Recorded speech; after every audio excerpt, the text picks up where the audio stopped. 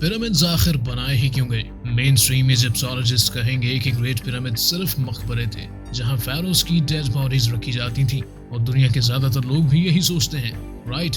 लेकिन क्या हो अगर मैं आपसे कहूं कि पिरामिड बनाने का मकसद जितना हम इनके बारे में जानते हैं उससे कुछ ज्यादा ही था। एक ऐसी थ्योरी जिसके मुताबिक पिरामिड्स न सिर्फ pharaohs की डेड बॉडीज को रखने के लिए बल्कि एडवांस टेक्नोलॉजिकल बेनिफिट्स हासिल करने के लिए भी बनाए गए थे। और इस थ्योरी का निकोला टेस्ला से क्या रिलेशन है वो भी जानकर तुम्हें हैरानी होगी। So let's get started.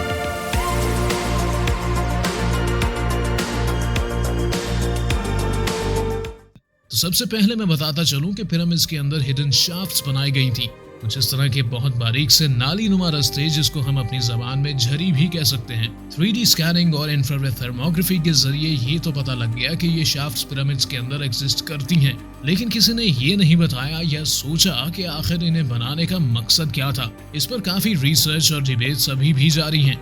तो क्रिस्टोफर डन, जो कि ब्रिटिश इंजीनियर एंड ऑथर थे, इन्होंने ये थ्योरी 1998 में अपनी एक किताब में पेश की जिसका टाइटल था the Giza power plant technologies of the great pyramid, और इस थ्योरी का नाम है पिरामिड रेजोनेंस थ्योरी।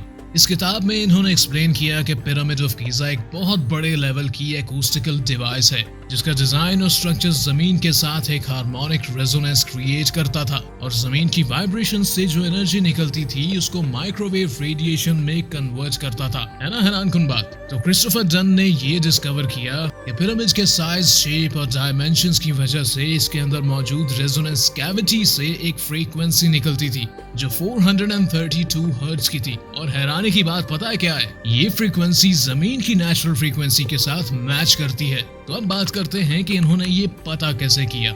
इन्होंने ग्रेट पिरामिड ऑफ गीजा का रेप्लिका बनाया एक छोटे स्केल पर, और जब इन्होंने इसके अंदर पानी डाला तो देखा कि पिरामिड के अंदर से एक फ्रीक्वेंसी रेजोनेट कर रही है जो कि इलेक्ट्रॉन्स इमिट कर रही है। और इनका कहना था कि अगर हम इसको पिरामिड के ओरिजिनल स्केल पर देखेंगे तो जो एनर्जी इस प्रोसेस में निकलेगी वो एक अर्थक्वेक से भी ज्यादा होगी।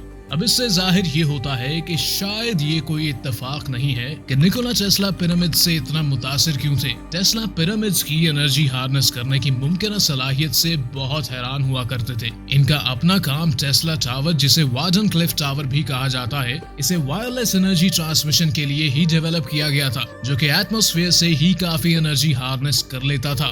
अब टेस्ला का काम पिरामिड से डायरेक्टली रिलेटेड तो नहीं था, लेकिन इनके आइडियाज और एक्सपेरिमेंट्स में पिरामिड रेजोनेंस थ्योरी की झलक जरूर नजर आती थी। तो अब ये याद रखना कि ये थ्योरी है तो बड़ी इंटरेस्टिंग, लेकिन ये हिस्ट्री में कयास राय पर बेस्ड आइडिया है या फिर एक ऑल्टरनेटिव हिस्ट्री कह लो। और साथ ही इस थ्योरी को ज्यादातर मेन स्ट्रीम आर्कियोलॉजिस्ट और साइंटिफिक कम्युनिटी में एक्सेप्ट नहीं किया जाता क्योंकि पिरामिड्स का मकसद और इनका फंक्शन अभी भी एक ऐसा टॉपिक है जिस पर डिबेट और रिसर्च जारी है। तो मेन स्ट्रीम इजिप्टोलॉजिस्ट और आर्कियोलॉजिस्ट के मुताबिक पिरामिड बनाने के रीजंस और फंक्शंस क्या हैं, ये भी जल्द ही किसी और वीडियो में बताऊंगा। जब वीडियो आएगी तो यहाँ शो हो जाएगी, देख लेना।